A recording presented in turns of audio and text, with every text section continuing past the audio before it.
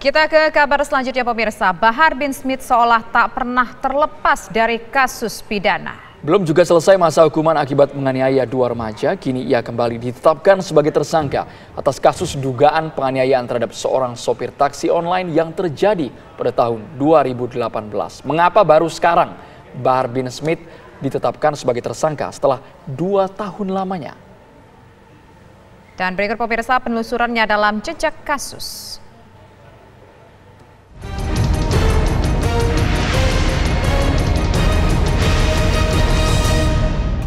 Lagi-lagi Habib Bahar bin Smith ditetapkan sebagai tersangka oleh Polda Jawa Barat. Kali ini dalam dugaan kasus penganiayaan terhadap sopir taksi online. Lalu bagaimanakah kasus ini bergulir? Berikut jejak kasus.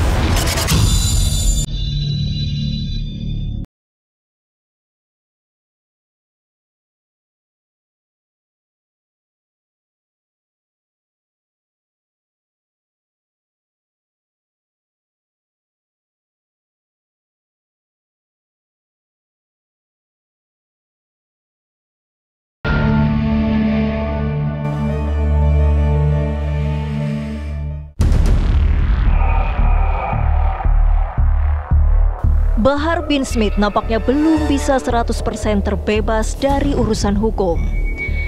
Bahar kabarnya kembali ditetapkan sebagai tersangka dalam kasus penganiayaan. Sangkaan itu berasal dari laporan seorang pria berinisial A asal Bogor yang mengaku telah dianiaya oleh sang Habib. Pada tahun 2018 itu sekitar bulan September di perumahan Bukit Cimanggu di Bogor, kebetulan yang bersangkutan tinggal di sana, Pak Habib Smith melakukan penganiayaan. Itu tepatnya pada tanggal 4 September sekitar pukul 23. Yang bersangkutan melakukan penganiayaan kepada seorang supir Grab yang mengantarkan istrinya pulang. Dan ini karena kasus lama, kemudian penyidik dari Polda Jabar itu laporan polisi awalnya adalah laporan polisi yang berada di Polres Bogor, kemudian dilimpahkan ke Polda Jabar. Dari hasil penyelidikan, pemeriksaan dan melakukan gelar, tahun ini ditetapkan sebagai tersangka.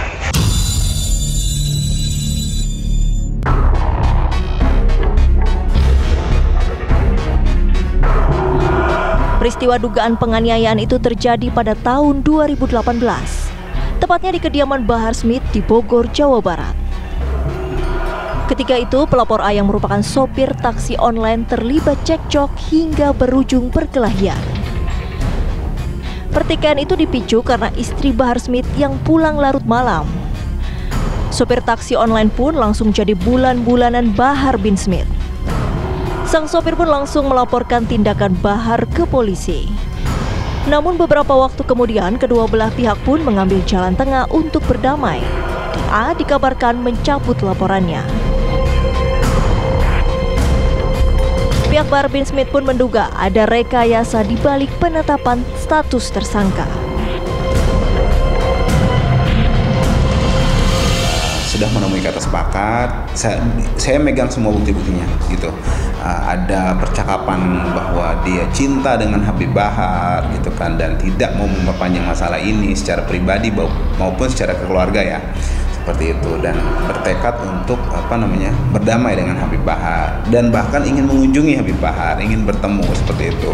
Upaya perdamaian, dia dan kuasanya membuat perjanjian perdamaian, kesepakatan di antara para pihak, tidak ada paksaan. Ya udah, kita berdamai, kita memegang dokumentasinya semuanya. Kemudian dia dan kuasa hukumnya berkomitmen untuk mencabut, seperti itu.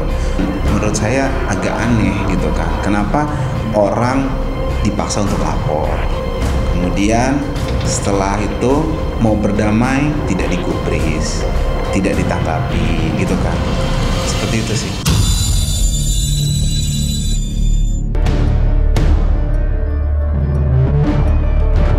Lalu bagaimana duduk perkara dari kasus yang sebenarnya sudah disepakati damai pada 2018 lalu justru kini muncul kembali? Proses penetapan menjadi tersangka itu tidak mudah. ada proses penyelidikan, ada proses penyidikan, menemukan minimal 2 alat bukti, baru diduga yang bersangkutan itu melakukan sebuah tindak pidana. Disitulah kemudian dapat ditetapkan menjadi tersangka. Dengan demikian, apa yang telah dilakukan oleh penyidik terlepas dari kebenaran dan kita menggunakan asas praduga tidak bersalah, harus dihormati proses penetapan tersangka tadi itu. Karena itu juga beresiko kepada penyidik. Nanti bisa diperadilankan, dan kedua juga bisa keluar SP3 jika tidak cukup alat bukti